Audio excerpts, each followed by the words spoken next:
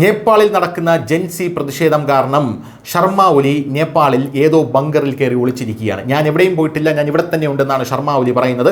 അതേസമയം നേപ്പാളിൽ ഈ പ്രതിഷേധം ഉണ്ടാകാനുള്ള പ്രധാനപ്പെട്ട കാരണം അമേരിക്കയാണെന്നാണ് പല ആൾക്കാരും പറയുന്നത്.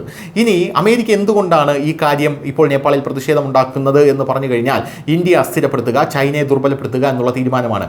ഇന്ത്യ ചൈന ട്രേഡ് വരാതിരിക്കാൻ, അതായത് നേപ്പാൾ വഴി ട്രേഡ് വരാതിരിക്കാൻ നേപ്പാളിനെ അസ്ഥിരപ്പെടുത്തി അവിടെ തങ്ങളുടെ ഒരു പാവ സർക്കാരിനെ കൊണ്ടുവരാനാണ് അമേരിക്കയുടെ നീക്കമെന്ന് പറയുന്നു. എന്നാൽ ഇന്ത്യയുടെ ശക്തമായ ഇടപെടലിനെ തുടർന്ന് ഇപ്പോൾ അവിടെ വന്നിരിക്കുന്നത് കർക്കിയാണ്. ഈ കർക്കി എന്ന് പറയുന്ന വ്യക്തി ഒരു നരേന്ദ്രമോദി ഫാനാണ് എന്നുള്ള വാർത്തകളൊക്കെ നമ്മൾ കണ്ടതാണ്. ഇപ്പോഴിതാ ആ കർക്കി എന്ന് പറയുന്ന പ്രധാനമന്ത്രിക്ക് നേരെയും പ്രതിഷേധം ഉണ്ടായിരിക്കുകയാണ്. അതായത് തങ്ങളുടെ ചൊൽപ്പടിക്ക് നേപ്പാൾ വന്നില്ല എന്ന് കണ്ടപ്പോൾ ഇപ്പോൾ പുതിയ പ്രധാനമന്ത്രിയുടെ ഭവനത്തിന് നേരെയും പ്രതിഷേധക്കാർ ചീറിയെടുക്കുന്ന കാഴ്ചയാണ് കാണാൻ സാധിക്കുന്നത്. നേപ്പാളിൽ നടന്ന പ്രതിഷേധങ്ങളിൽ ജീവൻ നഷ്ടപ്പെട്ട യുവാക്കളുടെ കുടുംബങ്ങളാണ് ഇടക്കാല പ്രധാനമന്ത്രി സുശീല കർക്കിയുടെ ഔദ്യോഗിക വസതിക്ക് പുറത്ത് രാത്രി മുദ്രാവാക്യം വിളിച്ച് രംഗത്തെത്തിയത്.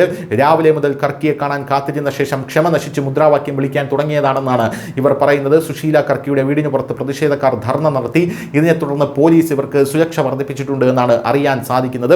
അക്രമാസക്തമായ പ്രതിഷേധങ്ങളെ തുടർന്ന് നേപ്പാളിൽ ഇപ്പോഴും രാഷ്ട്രീയ പ്രതിസന്ധിയാണ് നിലനിൽക്കുന്നത് എന്നാണ് അറിയാൻ സാധിക്കുന്നത്. 21 പ്രതിഷേധക്കാർ ഉൾപ്പെടെ ആകെ 51 പേർക്കാണ് ജീവൻ നഷ്ടപ്പെട്ടത്. ഈ സംഭവത്തിൽ 13,000-ലധികം ആൾക്കാർക്കാണ് പരിക്കേറ്റിരിക്കുന്നത്.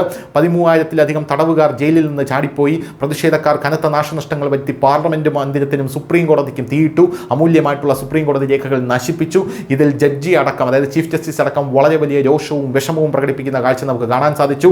ജെൻസിയുടെ പ്രതിഷേധത്തെ തുടർന്ന് നേപ്പാൾ പ്രധാനമന്ത്രി KP ഒലി രാജിവെക്കേണ്ടി വന്ന സാഹചര്യമുണ്ടായി. നേപ്പാൾ പ്രധാനമന്ത്രി എന്ന നിലയിൽ അടിയന്തര നടപടി സുശീല കർക്കി സ്വീകരിക്കണം ഇവർക്കെതിരെ എന്നാണ് ഇപ്പോൾ പല ആൾക്കാരും പറയുന്നത്. നേപ്പാളിലെ കമാൻഡിംഗ് 73 വയസ്സുള്ള സുശീല കർക്കിക്ക് ഇപ്പോൾ കൈമാറിയിരിക്കുകയാണ്. ജൻസിയുടെ പിന്തുണയോടെ അധികാരത്തിൽ വന്നതോടെ അവർ അടിയന്തര നടപടിയാണ് സ്വീകരിച്ചത്. സെപ്റ്റംബർ 8 പോലീസ് നടപടിയിൽ മുൻ പ്രധാനമന്ത്രി KP ഒലിക്കെതിരെ FIR ഫയൽ ചെയ്യുകയും ചെയ്തിട്ടുണ്ട്. News desk, news India Malayalam.